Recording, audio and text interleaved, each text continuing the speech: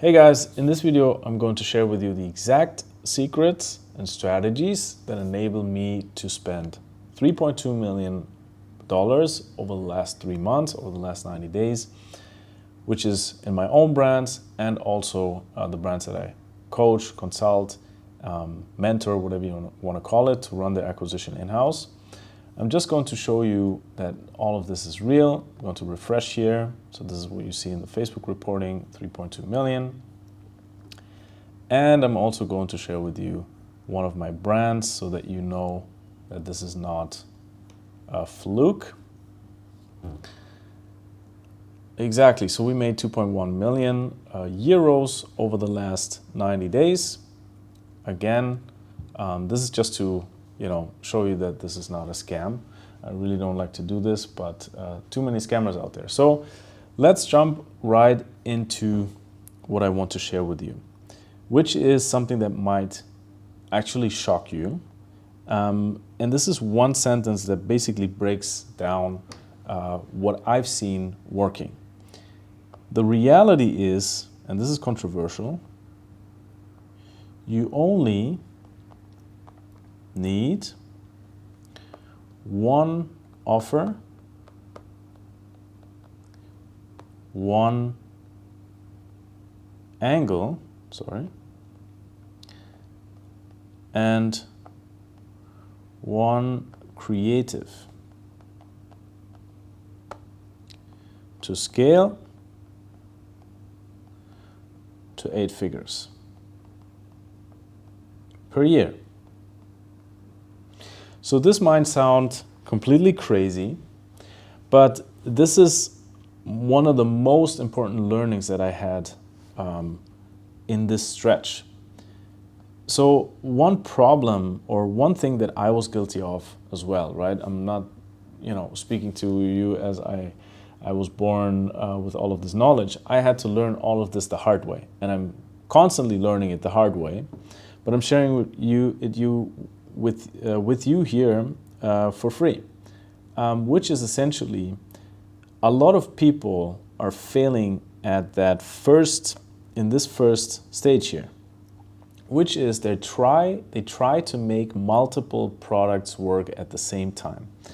And I'm telling you from my own brands and looking at many other brands, like overseeing 20 ad accounts, 20, 25, depending on the month, you really see that the brands that are struggling the most are the ones that are trying to make multiple front-end offers work at the same time.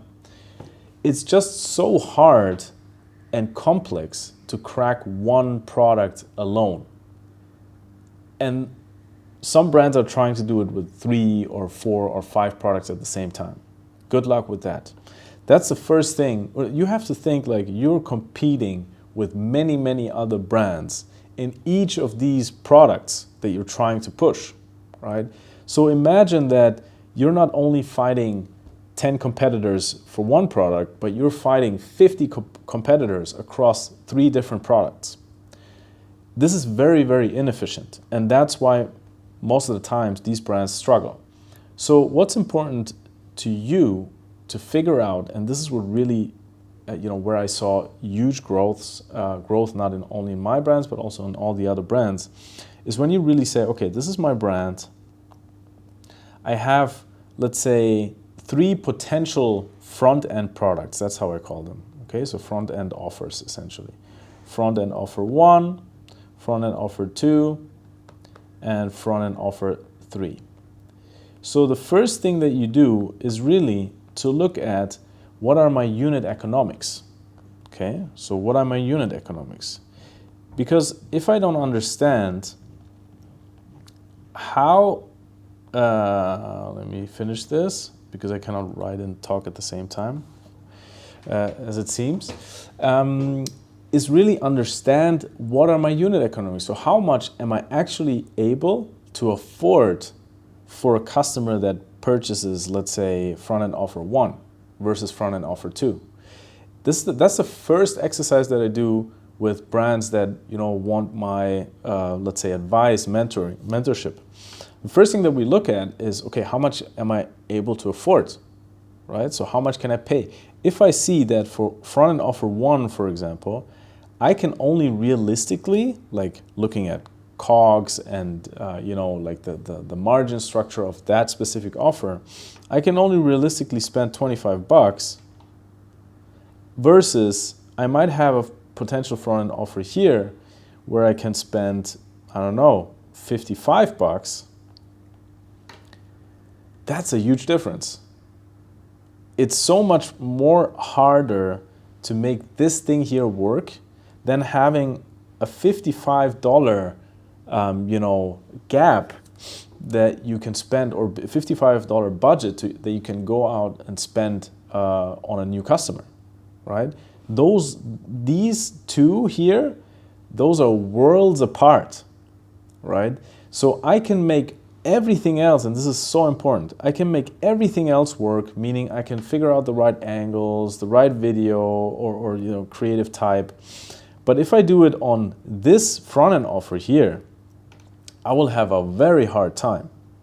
So I'd rather do it on this one, where I just have way more upside. And most likely I'm going to acquire higher value customers, right? When this is a higher AOV. Okay, so that's the very first thing. Look at your unit economics of the different products that you're running. Then the second thing, which is a little bit more advanced, but I'm telling you, this is a game changer, and it has been and it is a game changer for so many brands. My own brand, and I could name you thousands of cases there, hundreds of cases, to be more specific. But it's really to look at your customer lifetime value, right, of each of these products. This is all information that you have available on Shopify, right? You can check that easily on Shopify when you look at the cohort analysis. I might make a video on this if you want me to. But what you look at then is, okay, how are these people that purchase different products actually developing, right? So how much is a customer worth after, let's say, 3 months, right? 3 months, 6 months, that purchased, front-end offer 1 versus front-end offer 3, or just product number 1 and product number 3, right? This could be a single product or a bundle, doesn't matter. If I see that I have a huge uplift on this product here, that speaks even more to this product, because I'm not just acquiring customers that are one-time purchasers, but I'm acquiring customers that will come back month after month after month and basically bring in profits to my business. So once you understand these two things, I promise you, you will choose a different product that you're pushing right now, most likely. So make sure to look at these two things, and then most likely you will have a product that has a fairly high AOV. I usually recommend between 80, or let's say around 80 to $100 is usually a good starting point. It depends a little bit on the niche, but that's usually what works really well, because this gives you, if you have solid margins, a pretty good budget to spend on a new customer. And then obviously it should be a product that is sticky, so that people actually come back and purchase. Okay, so this is already, like, with this here, like literally you already avoid what 90% of the brands are doing, which is just trying to figure multiple things out at the same time, and then you're just doing a bunch of stuff, but nothing really works and you don't know why. Okay, so that's the very first thing. Figure out your front-end offer and make sure you nail it, and you have one that has good unit economics and actually brings in people that stay. Then the second thing is the angle part. Okay, so as I said here in the beginning, you only need one offer. So okay, we check that. Okay, we only have one offer. Then the next thing is you only have one angle. What do I mean by that? So every product basically has multiple potential angles. Let's say you have a product that is, okay, let's say it's some kind of hairspray, for example, that helps against hair loss.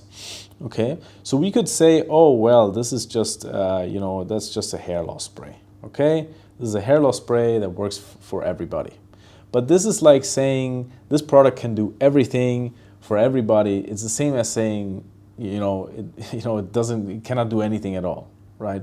This is not specific enough, especially when we're advertising on Facebook or on Meta, Instagram, all of these platforms that are under the Meta parachute, let's say. So, okay, so what do we do? Here we have a lot of potential angles, right? We could say angle 1 is basically men in their 30s, right, that experience the first signs of losing hair. One potential angle. Then we have an angle that is, let's say, something like women in their 40s, right, most likely, end of the 40s, in menopause, okay? So they have basically hair loss or hair shedding in this time. Or you have women that are, let's say, that are 60 plus and they just experience hair loss, right? Or hair shedding. So already it's the same exact product, but we have 3 completely different people to talk to, 3 different avatars, 3 different angles as I call them. So behind every angle there's a completely different target audience. And we have to respect this, because you wouldn't sell the product in the same way to, I don't know, like Josh, who is 32 and, starting to lose his hair. Then you would sell it as you would sell it to, I don't know, Lisa, who is 65 and struggling with hair loss. Those are 2 completely different people, right? So you would position the product in a different way.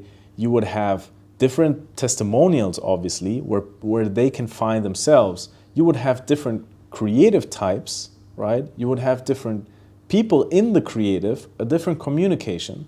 So to really make things work on Meta, on Facebook ads, you really have to be ultra specific when it comes to the communication, right? To the messaging in the creative.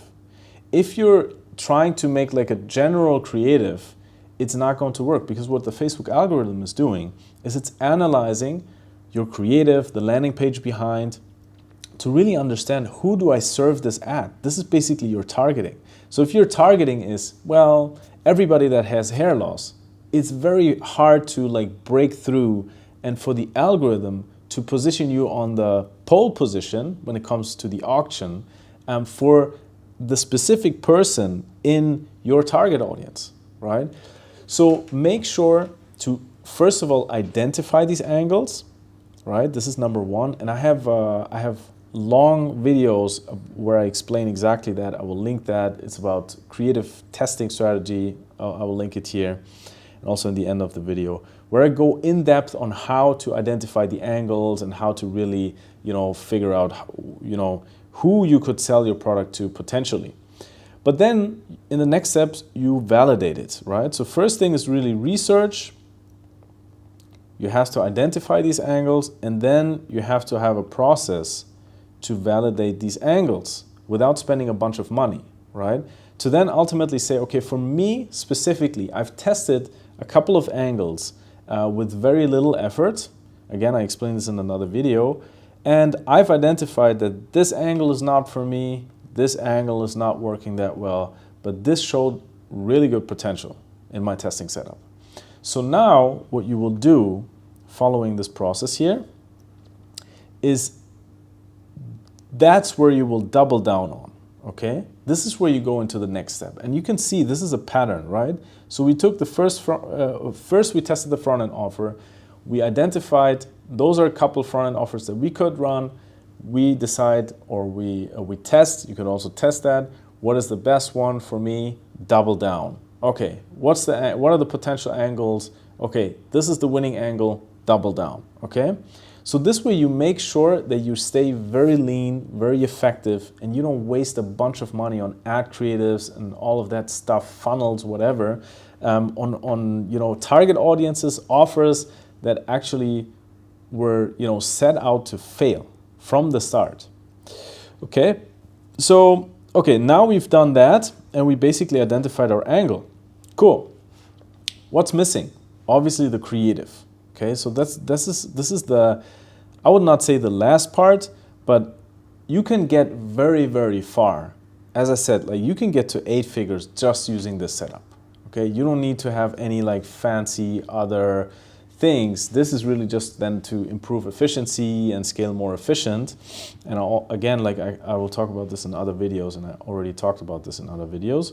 But here to complete that, the last thing is to have the proper creatives, or in general, the proper creative mix, okay?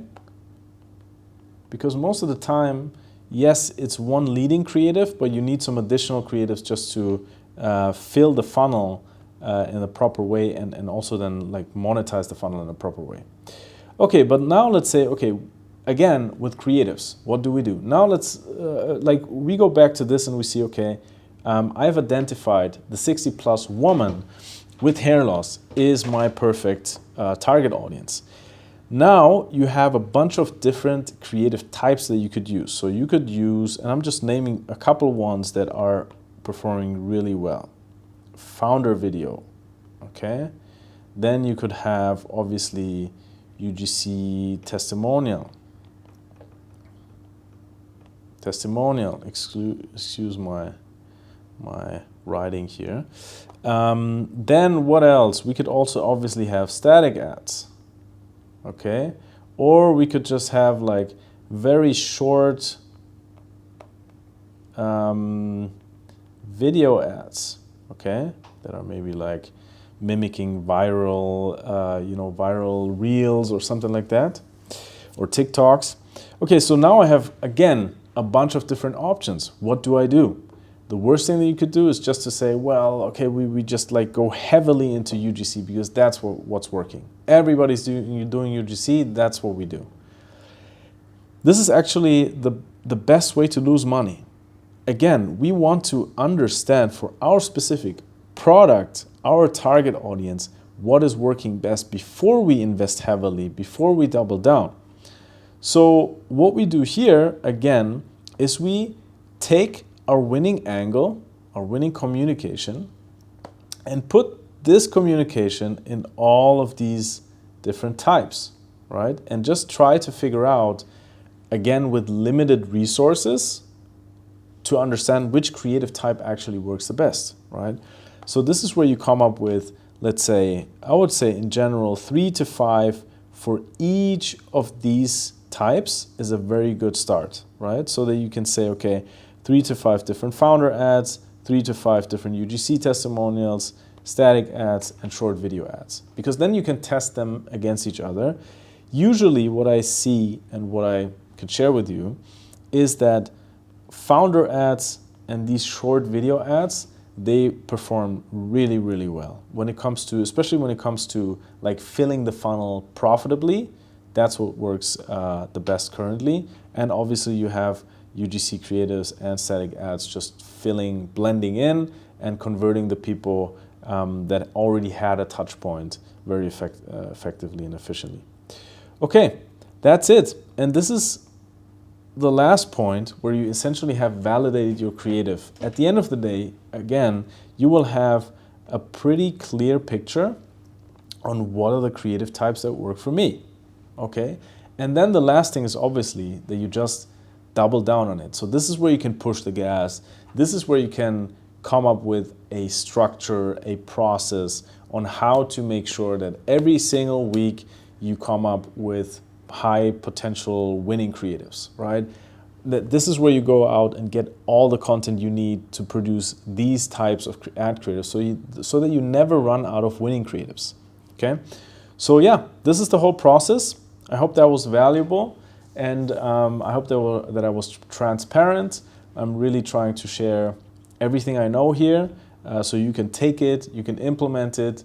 And if you say, hey, I like this and I'm an e-commerce owner, I'm trying to crack my first 100K per month or get there consistently, or you're already 7 figures, you're trying to get to 8 figures, or you're 8 figures and you just want to take everything in-house, and want somebody to guide you that has an e-commerce brands by themselves and actually has helped others already do this successfully, then go ahead, click the link in the bio and book a call, and we'll see if and how I can help you. And yeah, if you just want to dive a little bit deeper into everything that I just covered, make sure to check out the ad testing creative framework that I use to scale to 8 figures, to scale brands to 8 figures, and also make sure to check out the 8-figure funnel, where I really talk about which funnel you can use to fuel all of this strategy here and get to 8 figures even more efficiently. All right, hope that helped. I'll go back and practice a little bit with this iPad here, and see you in the next one. Take care.